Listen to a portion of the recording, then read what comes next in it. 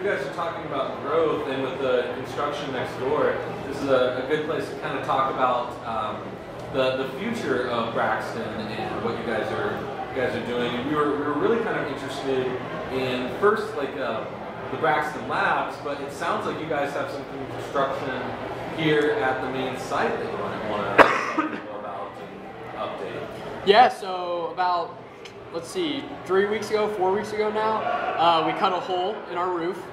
We took out 2 80-barrel fermenters, dropped in 2 120-barrel fermenters in their place.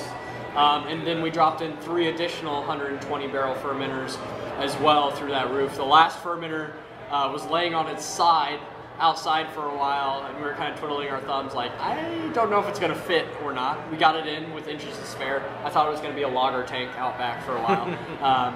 But we got it in, so we were maxed out on our indoor capacity. We're exploring our options beyond that. We do have some space behind the building. We're working with the city on what's possible. Maybe a third location. We'll see. You know, we're exploring that. We don't want to get ourselves back into the corner, so we're exploring options. We'll never leave this space. We love Covington, and it's been tremendous to us. But we've got enough capacity now that it's not a pressing need yet. But it is, you know, if we keep growing, we will need to eventually explore potential options. With the first one we're kind of looking into is outdoor fermentation. I guess I have a two-parted question on that then. I'm really curious why you guys ended up buying the Braxton Labs space there from the Party Source. And I've got a more pointed question on that a little bit, but so I was curious right off the bat what was kind of enticing about that space, and then also if you guys do open up a third space, which I think you guys are getting to the point is you want to do bigger events and so on. You're going to have to, you know, do that here probably in the next couple of years. But I guess let's first go with what was enticing about the Party Source location. Yeah, so first and foremost, just the physical space. When we renovated the space that we're in now, we thought we had way more space than we would ever need. That turned out not to be true. And then just the construction of the space, it's tall, but you don't have very much flat area. So if you start installing a lot of smaller fermenters to do your innovation and your small batch testing, you just run out of space very quickly. But it's tall, so we can fit, I think we've got 9, 10, 11, 12, 120-barrel fermenters back there, and that's just a more efficient use of our space. So here we were focused on efficiency and scaling and you know, doing everything as efficient as possible. So along the way, we only had 2 20-barrel fermenters and a 40-barrel fermenter. And it doesn't really make sense yet to innovate 120 barrels at a time or experiment or test batch 120 barrels at a time. And we were just out of fermentation capacity for some of those smaller batch projects.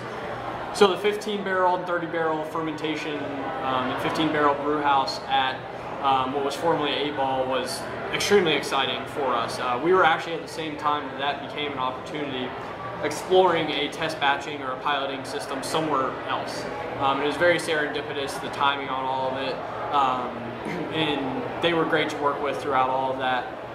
But just having the ability to small batch and test batch, we call it our brewer's playground.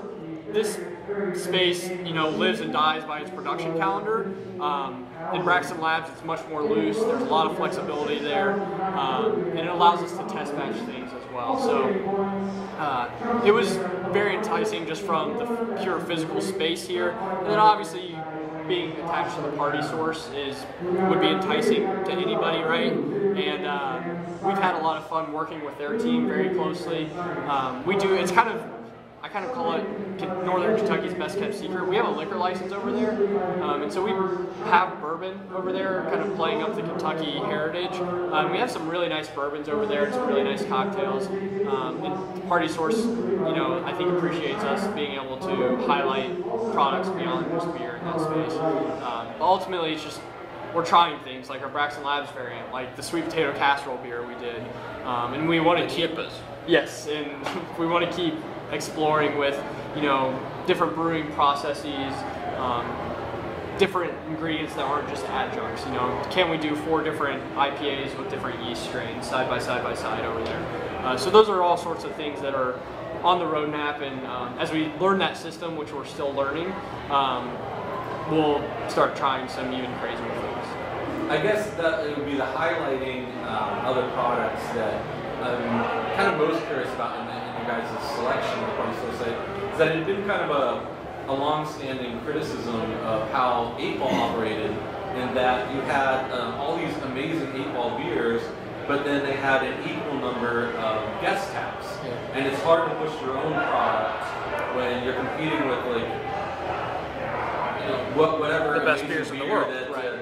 you know, Danny was able to get. So how have you guys kind of altered that? Like, how many guest taps do you have on at any given time, or how are you finding like that middle between being a good kind of tenant of the Party Source and helping them out, but also making sure that your beers are still the pride of the show? That's a really good question. So we split the taps 2020 between Braxton and guest taps.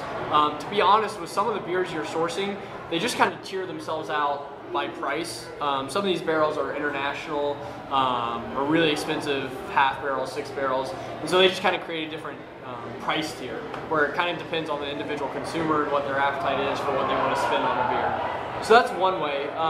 The other way is, you know, we try to not duplicate. So like, we're not going to have a guest tap that is a mango pale ale, and we're also going to tap a mango pale ale. So we try to have truly 40 different unique beers over there.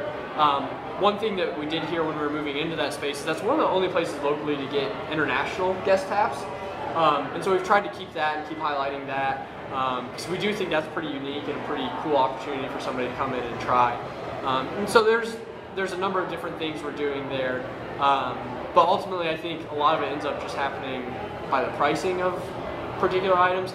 And then the one thing we've just started trying to do in the last quarter of this year is highlight friends in the community with tap takeovers. So really turning it into a communal spirit, not being just about Braxton Labs. We want to celebrate the entire community over there. The rising tide raises all boats.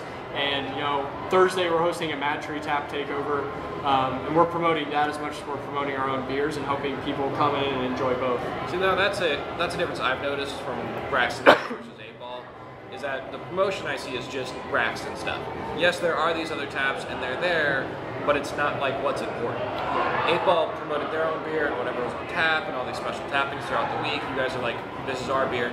Sure, if you want to try that, it's you. Yeah. So I can see that as being a different driving factor for you guys. That's probably helped out a lot of moving your own beer through that space. Definitely, and you'll see. I think it'll become even more apparent, like the kind of dichotomy between the guest taps and the Braxton Labs taps as we really truly begin to ramp up what we're doing at Braxton Labs. Like I said, we're still learning that equipment, and once we really have that dialed in, in true experimentation, we've dumped several batches over there. I'm not sure I should be saying that, but we've just had to, like, we've totally missed the mark on what we were going for. No fault of anybody. It's just we're learning how to brew on a brand new system. So, and I mean, some experiments are bound to fail. Right, and we've had some of those. So, you know, we've got a couple tap handles over there that were slotted for Braxton Labs beers that just ended up being, you know, maybe a Braxton core beer or something like that. Is it all? So you said it's 20 for Braxton? Yep. Is it all Braxton Labs? It is not. So okay. we will try to have whatever is available in cans on tap there, because cans are available in Party Source, and then the rest Braxton Labs. Okay. So right now it's about 10 to 12 Braxton Labs handles, 5 or 6 Braxton handles, and then the rest guest taps. We'll eventually get that to 2020 and be 15 Labs, 5 Braxton, and the rest guest taps. Cool. We're getting there, slowly but surely. Great. Takes time. Yes. And if you have, you know, another batch you have to dump or an experiment that goes really wrong, it happens. Right.